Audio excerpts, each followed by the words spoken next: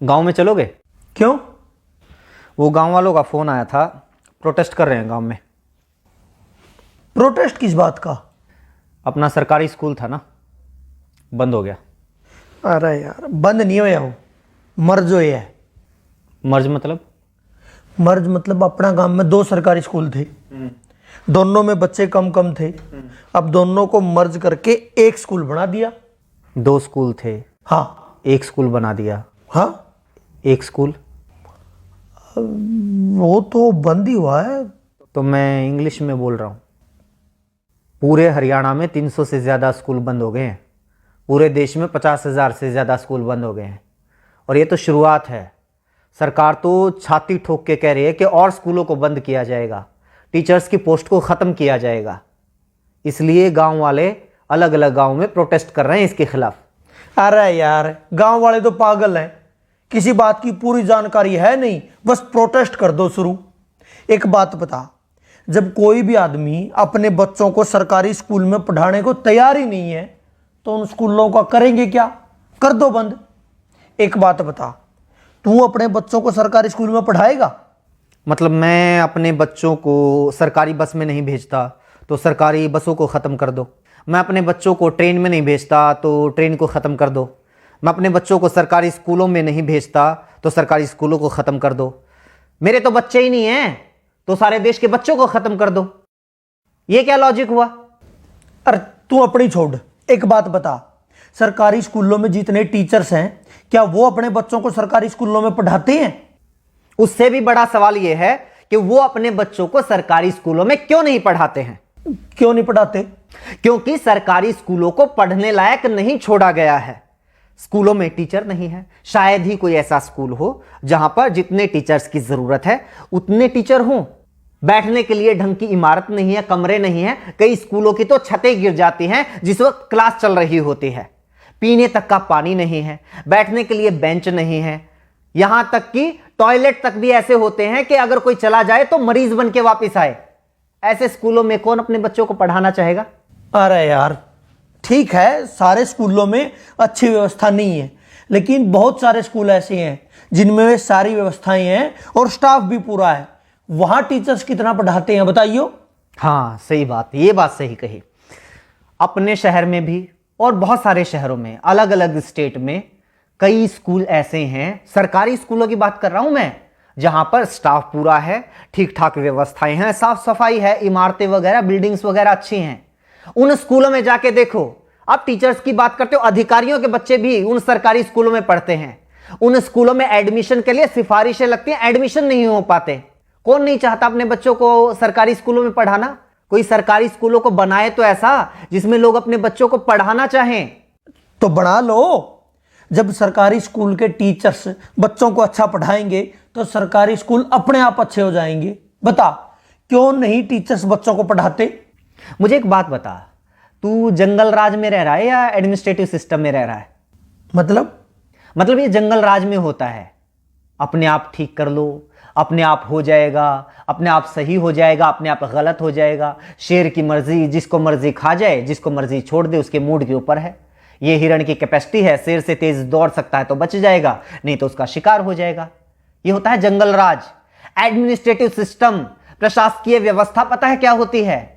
जहां पर कोई जवाबदेही होती है, कोई हायरार्की होती है, कहीं चेक एंड बैलेंसेस होते हैं। प्रशासकीय व्यवस्था पता है क्या कहती है? अगर आप टीचर नियुक्त करते हैं या किसी भी महकमे में कोई भी कर्मचारी नियुक्त करते हैं तो वो अपने आप काम नहीं करेगा, उससे काम करवाना पड़ेगा। इसलिए चेक एंड बैलेंसेस होते हैं, जवाबदेही तय की जाती है। टीचर्स को अगर नियुक्त किया गया है तो वो काम नहीं करेंगे या काम करेंगे, ये देखने के लिए हेडमास्टर या प्रिंसिपल को नियुक्त किया जाता है। और सिस्टम ये मानकर चलता है कि वो प्रिंसिपल भी अपनी मर्जी से काम नहीं करेगा, उसके ऊपर भी बीओ की नियुक्ति होगी और वो भी अपनी मर्जी से काम नहीं करेगा। उसकी जवाबदेही तय करने के लिए डीओ की नियुक्ति होगी। डीओ के ऊपर और अधिकारी होगा, उसके ऊपर और अधिकारी होगा, उसके ऊपर शिक्षा मंत्री होगा और उसके ऊपर मुख्यमंत्री होगा। यानी अगर कोई एक टीचर किसी स्कूल में सही से नहीं पढ़ा रहा है तो ये सिर्फ उस टीचर का फेलियर नहीं है, सिर्फ उसकी गलती, उसकी कमी नहीं है, ये पूरे के पूरे सिस्टम की, शिक्षा मंत्री की, मुख्यमंत्री तक की जिम्मेदारी है। ये पूरा का पूरा सिस्टम जब कोलैप्स होता है तब जाकर कोई कर्मचारी अपना काम सही से नहीं करता है। हद है यार, तुम तो ये कह रहे हो कि मतलब हिंदुस्तान के हरियाणा राज्य के जींद जिले के किसी तहसील के किसी गांव के किसी कोने में बने हुए सरकारी स्कूल में एक अध्यापक पढ़ा नहीं रहा तो उसके लिए जिम्मेदार शिक्षा मंत्री, उसके लिए जिम्मेदार मुख्यमंत्री है। उसका काम ही ये है। अगर शिक्षा मंत्री को यह नहीं पता है कि उसके टीचर्स ढंग से काम कर रहे हैं या नहीं कर रहे हैं, उनकी क्या जरूरतें हैं, क्यों अपना काम सही से नहीं कर पा रहे हैं, क्यों उसके स्कूलों से बच्चे कम हो रहे हैं, तो किसकी जिम्मेदारी होनी चाहिए? किस बात का शिक्षा मंत्री है वो? अगर वो अपने स्कूलों को सही से नहीं चला पा रहा है तो उसको हटाओ नौकरी से, किसी और को लगाओ। और क्या बात करते हो, सरकारी स्कूलों के टीचर्स अपना काम नहीं करते? यही सरकार होती है ना, यही सरकारी कर्मचारी होते हैं जब इन लोगों की ड्यूटी लगा दी जाती है कि जाके पता करो गांव में कितने लोग खुले में शौच करने के लिए जाते हैं। सुबह 4 बजे 5 बजे उठ के बाहर कौन पोटी करने के लिए जा रहा है, उनकी गिनती यही टीचर्स करते हैं। कभी परिवार पहचान पत्र बनाने में ड्यूटी लगा दी जाती है, कभी कावड़ियों की सेवा में लगा दी जाती है, कभी मेले और मंडियों में ड्यूटी लगा दी जाती है, और उन टीचर से यही सरकार काम लेती है। वो काम तो बड़े अच्छे से कर देते हैं टीचर्स। पता है क्यों? क्योंकि सरकार टीचर से वो काम करवाना चाहती है, शिद्दत से करवाना चाहती है, इसलिए वो काम करवा लेती है। लेकिन यही सरकार नहीं चाहती कि ये टीचर्स स्कूलों में पढ़ाएं। इसलिए मैं भी मानता हूं बहुत सारे टीचर्स अपना काम ईमानदारी से नहीं करते होंगे, क्योंकि उनको पता है कोई चेक एंड बैलेंस नहीं है, कोई जवाबदेही नहीं है, और सरकार खुद नहीं चाहती कि सरकारी स्कूलों में पढ़ाई हो, ताकि बच्चे धीरे धीरे स्कूलों से अपना नाम कटवा कर प्राइवेट स्कूलों में चले जाएं, फिर स्टूडेंट्स की संख्या कम हो जाए और सरकार को बहाना मिल जाए, बच्चे तो आ ही नहीं रहे, स्कूल बंद कर दो। ये ज्ञान देने वाले बहुत मिलेंगे, टीचर्स पढ़ाना शुरू कर दो तो स्कूल अपने आप अच्छे हो जाएंगे। लोग रिश्वत लेना बंद कर दो तो अपने आप करप्शन खत्म हो जाएगा। लोग साफ सफाई रखने लग जाएं तो अपने आप स्वच्छता हो जाएगी। लोग प्रदूषण फैलाना बंद कर दें तो अपने आप पर्यावरण अच्छा हो जाएगा। एडमिनिस्ट्रेटिव सिस्टम में लोग अपने आप नहीं करते, सिस्टम तय करता है कि आपको क्या करना है। देश चला रहे हो, ये सत्संग भवन नहीं चल रहा है यहां पे। चल ठीक है, ये जो पढ़ा रहे हैं या नहीं पढ़ा रहे, सैलरी पता है उनकी कितनी है? 70,000, 80,000। प्राइवेट स्कूलों में भी टीचर हैं 20-20, 25-25 हजार में, इनसे काफी अच्छा पढ़ाते हैं, इनकी सैलरी इतनी क्यों है? अब इस बात को तो क्या जवाब दूं? रुक एक बार, एक लिस्ट में इसी की निकाली थी मैंने। अपने देश में बहुत सारे लोगों को यह लगता है कि टीचर्स की सैलरी बहुत है, लेकिन जो दुनिया के अच्छे अच्छे देश है ना, जहां पर अच्छा एजुकेशन सिस्टम है, लाइफ लिविंग स्टैंडर्ड है, जहां का वीजा लगवाने के लिए दुनिया भर के लोग मरते हैं, उन देशों की बात कर। कनाडा में $1,00,000 सालाना, $1,00,000 सालाना टीचर्स की औसत इनकम है। पता है कितना हुआ? 1 लाख को 80 से गुणा कर 80 लाख रुपए सालाना। बता महीने की कितनी सैलरी हुई? जर्मनी में 63,000 यूरो, वो भी लगभग 80 रुपए के बराबर है, उसको भी 80 से गुना कर। आगे आ जा, नीदरलैंड में 60,000 यूरो, ऑस्ट्रेलिया में 98,000, लगभग $1,00,000, यूएसए में $60,000, आयरलैंड में $48,000, डेनमार्क में 47,000 यूरो, ऑस्ट्रिया में 45,000 यूरो। और तुम लोगों को यह लगता है कि हमारे देश में टीचर्स की सैलरी तो पता नहीं बहुत ज्यादा है। प्राइवेट स्कूलों में तो 20,000 में पढ़ा रहे हैं। जब सरकारी स्कूल वालों की 20,000 रुपए सैलरी कर दोगे ना, तो फिर 10,000 वाले आएंगे, वो कहेंगे कि हम 10,000 में पढ़ाने के लिए तैयार हैं। और जब 10,000 सैलरी कर दोगे तो 5,000 वाले आएंगे, और जब 5,000 कर दोगे तो 500 रुपए वाले आएंगे कि हम 500 रुपए में पढ़ाने के लिए तैयार हैं। और जब 500 कर दोगे तो वो लोग भी आएंगे कि जी बस 2 टाइम की रोटी दे देना, हम तो उसी में पढ़ा लेंगे। और जब वो भी कर दोगे तो वो भी आएंगे कि रोटी की भी जरूरत नहीं है, सिर छुपाने के लिए बस छत दे देना तो हम पढ़ा लेंगे। कितना नीचे जाओगे? बनना तो अमेरिका कनाडा है, लेकिन नीतियां तुम्हें सोमालिया जैसी चाहिए। इसलिए तो हमारे देश के जो अच्छे वैज्ञानिक हैं वो मौका मिलते ही विदेश में कट लेते हैं, अच्छे इंजीनियर विदेश में चले जाते हैं, और अच्छे पढ़ाने वाले भी विदेश में चले जाते हैं। दुनिया का ढंग का ऐसा कोई विकसित देश उठाकर देख लो, वहां पर शिक्षा मुफ्त होगी या फिर बहुत थोड़ा बहुत खर्च करके कोई भी अपने बच्चों को अच्छी शिक्षा दे सकता है। स्वास्थ्य सेवाएं मुफ्त होंगी या फिर थोड़े बहुत खर्चे पर कोई भी अपना इलाज करवा सकता है। हाँ, ये आई बात, मुफ्त स्वास्थ्य सेवाएं मुफ्त, शिक्षा मुफ्त, ट्रांसपोर्ट मुफ्त।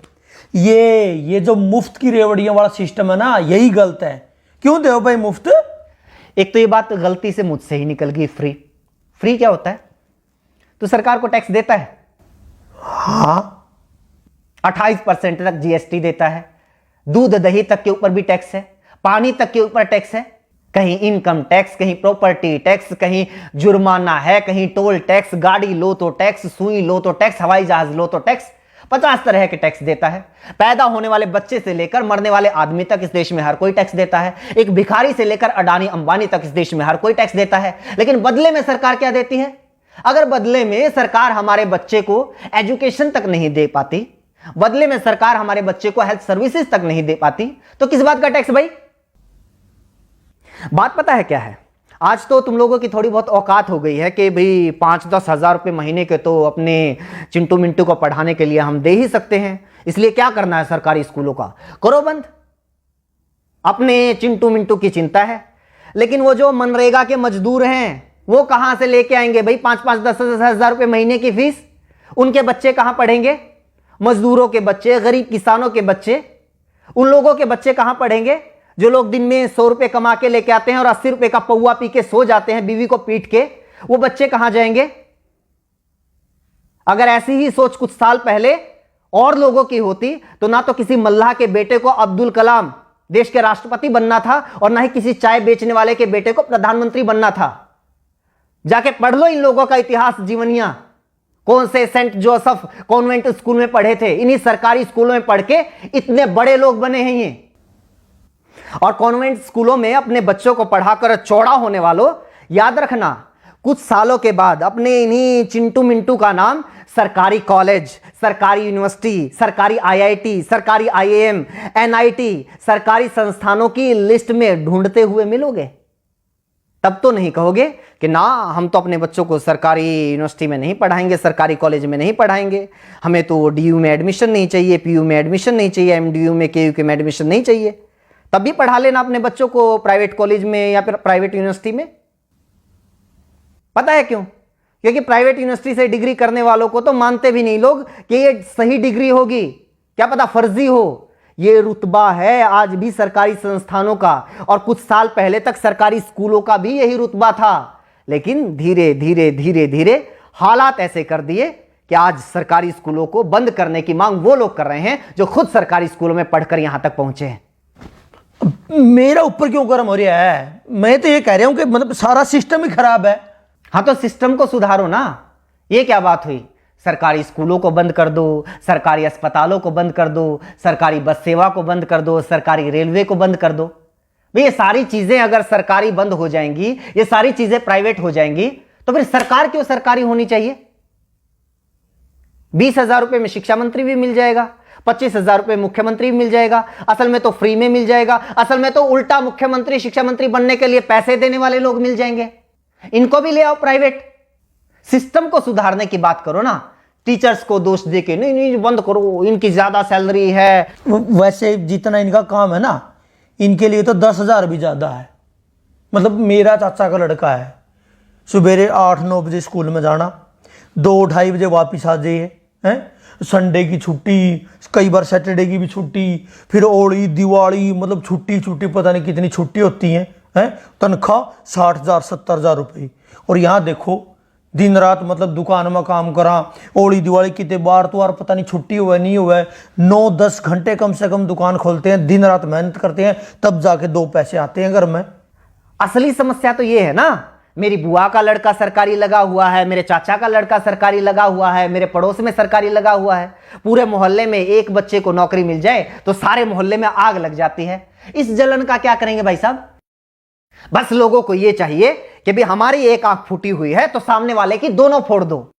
और सरकार भी इस बात को बहुत अच्छे से समझ रही है, इसलिए तुम लोगों को बताती रहती है टाइम टाइम पे कि आज हमने किसानों की दोनों आंखें फोड़ दी, आज हमने मुसलमानों की दोनों आंखें फोड़ दी, आज जाटों की फोड़ दी, आज पटेलों की फोड़ दी, आज बैंक वालों की फोड़ दी, और अब ये सरकारी टीचर्स की फोड़ रहे हैं।